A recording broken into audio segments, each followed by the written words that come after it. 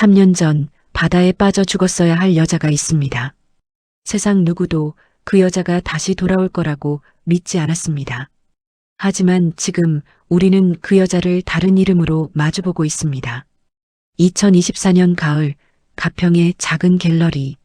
창밖엔 단풍이 물들고 안에는 잔잔한 클래식이 흐릅니다. 캔버스 사이를 천천히 걸어다니는 여자. 이곳의 큐레이터 35세 강민주. 민주는 한 그림의 위치를 고쳐 잡습니다. 잿빛 바다 가라앉는 듯한 실루엣이 보이는 그림.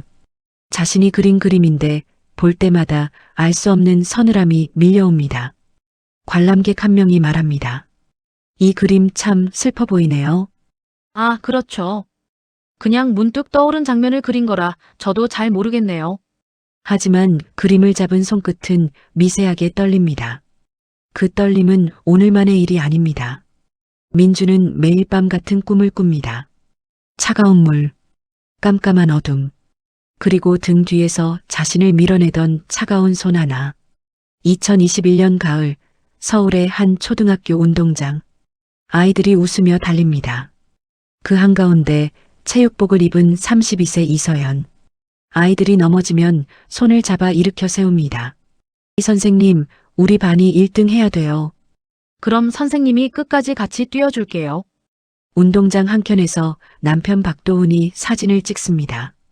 둘이 눈이 마주치자 도훈이 손을 흔들고 서연은 수줍게 웃습니다.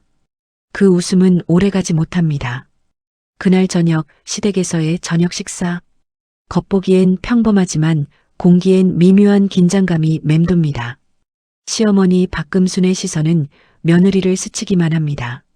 시동생 박재현이 웃으며 말을 꺼냅니다. 형수님, 학교 선생님도 좋지만 형님 회사 와서 도와주시면 더 든든하죠. 가족끼리는 같이 움직여야 하잖아요. 말은 농담 같지만 눈빛은 차갑습니다. 재현아, 사람마다 자기 길이 있는 거지. 도훈이 가볍게 막아보지만 금순의 말은 묵직하게 내려앉습니다. 다 좋은데 우리 집안 재산이 남한테로 흘러가면 안 되지. 그건 알지? 그 말이 정확히 뭘 겨냥한 건지 서연은 끝내 묻지 못한 채 속만 서늘해집니다. 2주 뒤 비 내리는 밤. 야근을 마치고 돌아오는 도훈의 차가 트럭과 정면 충돌합니다. 병원 복도, 검은 옷을 입은 사람들, 하얀 시트에 덮인 도훈의 몸. 변호사 한지우가 찾아와 유언장을 공개합니다. 회사 지분 40%, 그리고 강남에 있는 아파트, 상속인은 아내 이서연. 순간 보이지 않는 파장이 거실을 스칩니다. 금순의 손이 굳어지고 재현의 표정이 일그러집니다. 아니, 결혼한 지 얼마나 됐다고 벌써.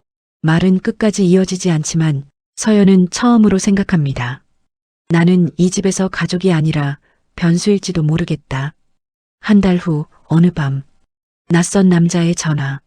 남편분 사고에 대해 드릴 말씀이 있습니다. 오늘 밤 인천 을왕리 해변으로 나오시죠. 혼자 오셔야 합니다. 불길한 예감, 그러나 더 큰 의문. 서연은 결국 해변으로 나갑니다. 차가운 바람, 어두운 바다.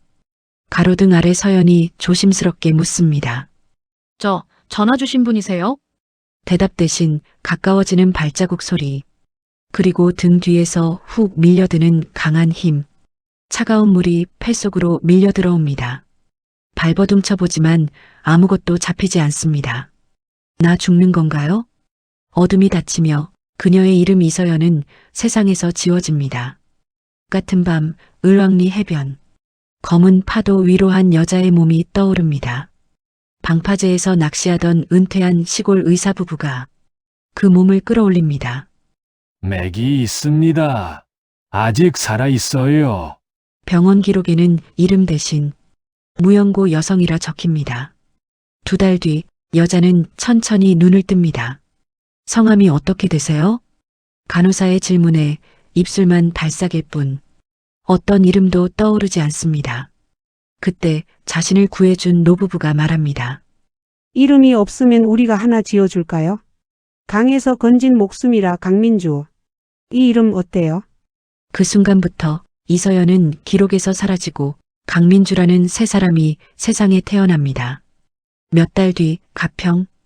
노부부의 집 옆 작은 갤러리. 민주는 그림을 걸고 먼지를 털고 마을 사람들에게 차를 내어줍니다. 민주야, 반찬 더 먹어라. 네, 아버님. 잘 먹겠습니다. 겉보기엔 평온한 시골 생활. 그러나 밤이면 민주는 늘 같은 악몽에 시달립니다. 차가운 물이 발목을 잡고 어둠 속에서 넌 여기서 죽어야 해라는 목소리가 들려옵니다. 민주는 비명을 삼킨 채 깨어나지만 나쁜 꿈이겠지요 하고 스스로를 달랩니다. 어느 날 인근 초등학교 아이들이 견학을 옵니다. 아이 하나가 말합니다. 선생님, 이 그림 무서워요. 그 한마디에 민주의 머릿속에 운동장, 트랙, 주황조끼 아이들, 그리고 이서연 선생님, 이란 이름이 섬광처럼 스칩니다. 민주는 벽을 짚고 멈춰서며 억지 미소로 말합니다. 아, 괜찮아요. 잠깐 어지러웠네요. 하지만 눈동자는 어딘가 다른 시간을 보고 있습니다. 며칠 뒤 서울로 액자 주문을 올라온 민주는 강남 사거리 전광판 앞에서 걸음을 멈춥니다. 대형 스크린 속 고급 정장을 입은 중년 여성, 박씨 코스메틱 박금순 회장, 글로벌 대상 수상. 아나운서의 멘트는 들리지 않습니다. 화면 속 눈빛이 민주의 심장을 찍어 누릅니다. 심장이 미친 듯 뛰고 주변 소리는 멀어지며 전광판만 또렷해집니다. 저 여자 어디서 본 것 같은데. 같은 날 저녁 갤러리 오픈 행사. 지인의 추천으로 억지로 참석한 자리입니다. 사람들 사이를 비켜 서 있던 민주에게 정장 차림의 남자가 다가옵니다. 실례지만 혹시 이서연 씨 맞습니까? 처음 듣는 이름인데 가슴 깊은 곳을 세게 두드립니다. 죄송하지만 전 강민주입니다. 사람을 잘못 보신 것 같네요. 남자의 얼굴이 일그러집니다. 나 기억 안 나. 한지우야. 내 남편 도훈이 친구. 그는 휴대폰을 꺼냅니다. 결혼식, 여행, 운동장, 생일 케이크, 그리고 모든 사진 속 여자. 지금 민주와 똑같은 얼굴. 서연아, 너 살아있었구나. 민주의 숨이 막힙니다. 그날 밤 가평으로 돌아온 민주는 불 꺼진 방 거울 앞에 앉아 천천히 말해봅니다. 이서연. 입에서 나온 그 이름이 이상하게 익숙합니다.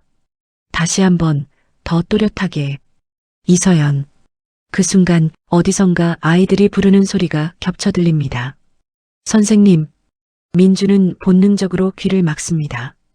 심장은 미친 듯 뛰고 눈가엔 눈물이 맺힙니다.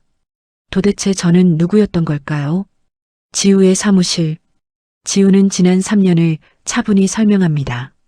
박도훈의 교통사고, 공개된 유언장과 상속, 시댁의 미묘한 태도 변화, 그리고 바다에 몸을 던진 불쌍한 며느리로 기록된 이서연. 서연은 처음엔 믿지 못하지만 지우가 보여주는 사진들과 말들이 머릿속 어딘가를 계속 건드립니다. 그날 밤 서연은 악몽 속에서 마지막 장면까지 선명히 떠올립니다. 유언장을 읽던 금순의 싸늘한 눈빛, 늦은 밤 전화하던 재현의 목소리. 형수님, 회사는 우리 가족이 지켜야 합니다. 괜히 흩어지면 서로 곤란해지잖아요. 그리고 어둠 속 해변에서 등 뒤에서 자신을 떠밀던 손. 서연은 비명을 지르며 깨어나 손으로 입을 막고 중얼겁니다. 기억났어요. 다 기억났어요. 다음 날 서연은 지우와 형사 최민호를 다시 찾아갑니다. 맞아요. 전 이서연입니다. 남편도 기억납니다. 그리고 저를 죽이려 했던 사람들도요. 민호는 이미 남편의 교통사고를 사고로만 보지 않고 있었습니다. 브레이크 정비 기록, 보험 처리, 신고 시간. 모든 게 이상했습니다. 서연의 눈빛이 단단해집니다. 그럼 이제 제가 할 일은 하나뿐이네요. 제 삶, 제 이름, 제 남편의 명예를 돌려받는 것. 서울의 호텔 연회장, 박씨 코스메틱 신제품 발표회, 강민주라는 이름의 큐레이터로 초대받은 서연. 무대 위에는 여성 CEO의 롤모델이라 불리는 박금순이 오릅니다. 서연은 객석 뒤에서 박수를 치며 생각합니다. 저 사람은 자기 며느리를 죽이려 했던 여자입니다. 행사가 끝난 뒤 VIP 라운지에서 뒤에서 익숙한 목소리가 들려옵니다. 강 큐레이터님 맞으시죠? 우리 회사 로비에 걸 그림을 찾고 있는데 한번 도와주시겠습니까? 서연은 미소를 지으며 대답합니다. 영광입니다. 공간을 직접 봐야 하니 불러주시면 찾아가겠습니다. 며칠 뒤 박씨 코스메틱 본사, 대리석 로비, 화장품 광고, 그리고 입구 한켠에 세워진 흉상. 고 박도훈 전무를 기억하며 서연은 숨을 깊게 들이쉽니다. 회의실에서 상담을 마친 뒤 재현이 전화를 받으러 나가자 방 안엔 서연 혼자. 민호의 말이 떠오릅니다. 정비 기록이 너무 깨끗해서 수상합니다. 아마 따로 관리된 파일이 있을 겁니다. 서연은 재빨리 방을 둘러봅니다. 노트북, 사원 카드, USB 포트. 가방에서 작은 USB를 꺼내 노트북에 꽂습니다. 비밀번호를 추측합니다. 재현 생일, 회사 창립일, 그리고 도훈 생일. 세 번째에 화면이 풀립니다. 정비 내역 특수 관리 폴더. 그 안에 3년 전 날짜가 찍힌 파일들. USB로 복사가 진행되는 동안 서연의 심장은 귀까지 뛰어오릅니다. 문 손잡이가 돌아가는 소리. 복사가 끝나는 순간 USB를 뽑아 가방에 넣습니다. 기다리게 해서 죄송합니다. 로비로 내려가시죠. 로비에서 도훈의 사진 앞. 재현이 말합니다. 형 생각해서 만든 코너입니다. 고객들 반응도 좋고요. 그리고 의미심장한 한마디. 형수님이, 아니죠. 그 며느리가 좀 더 버텨줬으면 좋았을 텐데요. 사라져버릴 줄은 몰랐죠. 서연의 손이 떨리지만 얼굴은 무너지지 않습니다. 많이 보고 싶으시겠네요. 가족이니까요. 가족이라는 단어가 이제는 가장 잔인하게 들립니다. 그때 뒤에서 금순의 목소리가 들립니다. 강 큐레이터님, 여기서 뭘 보고 계셨나요? 이분이 어떤 분이었을까 생각하고 있었습니다. 표정이 참 따뜻하시네요. 제 큰아들입니다. 사고로 세상을 떠났죠. 며느리도 뒤따랐고요. 서연은 금순을 바라보며 조용히 말합니다. 죽은 사람도 억울함이 있으면 언젠가는 진실이 돌아오지 않을까요? 짧은 정적 후 금순의 눈빛이 날카롭게 빛나지만 곧 사회적 미소로 덮어집니다. 그날 밤 가평집. 테이블 위에 USB 하나. 민호가 노트북에 연결합니다. 정비 기록 조작, 보험 처리 메모, 수상한 송금 내역. 이 정도면 단순 사고가 아니라 계획된 살인입니다. 서연의 눈물이 차오릅니다. 도훈이 사진 앞에서 아무렇지 않은 척 서 있는 게 제일 힘들었어요. 조금만 더. 거의 다 왔어. 그때 민호가 말합니다. 게다가 3년 전 그 밤을 봤다는 목격자도 찾았습니다. 밤낚시를 하던 김철수. 그는 분명히 말합니다. 고의였습니다. 미끄러진 게 아니라 분명 밀었습니다. 젊은 남자 하나, 나이 든 여자가 하나였어요. 퍼즐의 마지막 조각이 맞춰집니다. 며칠 뒤 박금순의 자택 거실. 한가운데 대형 이젤이 놓여 있습니다. 금순, 재현 회사 핵심 임원들이 모여 있습니다. 오늘 강 큐레이터가 아주 특별한 작품을 보여준다더군요. 문이 열리고 서연이 들어옵니다. 오늘 그녀는 숨지 않습니다. 찾아뵙게 되어 영광입니다. 제가 준비한 작품을 보여드리겠습니다. 천이 거치며 드러나는 것은 그림이 아니라 콜라주. 을왕리 해변 사진, 정비 기록, 보험 서류, 송금 내역 모두 3년 전 날짜를 품고 있습니다. 공기가 얼어붙습니다. 이게 뭐죠? 서연이 고개를 듭니다. 이 작품의 제목은 진실입니다. 3년 전 바다에서 죽었어야 했던 여자의 이야기죠. 안녕하세요, 어머님. 잠시 후 금순의 얼굴에서 피가 빠져나갑니다. 이서연? 처음으로 제대로 그 이름을 듣습니다. 믿기지 않으시겠지만 저 살아있습니다. 오늘 여기 온 이유는 단 하나입니다. 제 남편 박도훈 씨를 누가 죽였는지, 그리고 그 며느리를 누가 바다에 밀어넣었는지 이제는 정확히 알고 싶어서요. 말도 안 되는 소리입니다. 그 순간 거실 문이 열리며 형사 최민호와 수사관들이 들어옵니다.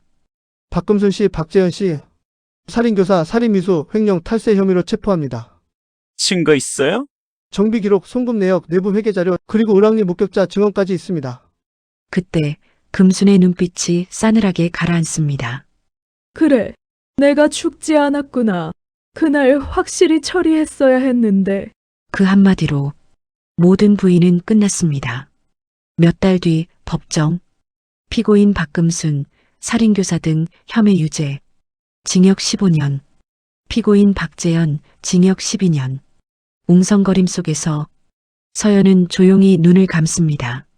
이제 끝났어. 아니요. 이제야 시작입니다. 봄날 도운의 묘앞, 서연은 하얀 꽃을 내려놓습니다. 여보, 당신 이름 깨끗하게 지켰어요. 이제 편히 쉬세요. 눈물 대신 작은 미소가 번집니다. 조금 더 시간이 지난 봄, 가평 갤러리 앞에 새 포스터가 붙어 있습니다. 다시 시작하는 사람들을 위한 전시, 기획 이서 영강민주, 오프닝 날 지우, 민호, 시골 의사 부부, 그리고 예전에 그녀가 가르쳤던 아이들이 1명, 2명 찾아옵니다. 선생님, 보고 싶었어요. 서연은 아이들을 바라보며 말합니다. 그래요. 이제 다 괜찮습니다. 창밖으로 봄 햇살이 쏟아지고 갤러리 안엔 조용한 숨소리와 그림들이 걸려 있습니다. 서연은 속으로 천천히 독백합니다. 사람들은 묻습니다. 복수가 끝나면 시원하냐고요. 솔직히 말하면 전혀 그렇지 않습니다. 도훈이는 돌아오지 않으니까요. 하지만 후회하지는 않습니다. 진실은 밝혀져야 하니까요. 그래야 누군가는 다시 자기 삶을 살아갈 수 있으니까요. 그녀는 갤러리 문을 열고 햇살 가득한 바깥으로 걸어나갑니다. 발걸음은 조용하지만 단단합니다. 진정한 강함은 복수가 아니라 다시 일어서는 용기에서 온다. 이제 그녀는 피해자가 아니라 새 이름도 옛 이름도 아닌 오롯이 자기 자신으로 다시 살아갈 준비가 되어 있습니다.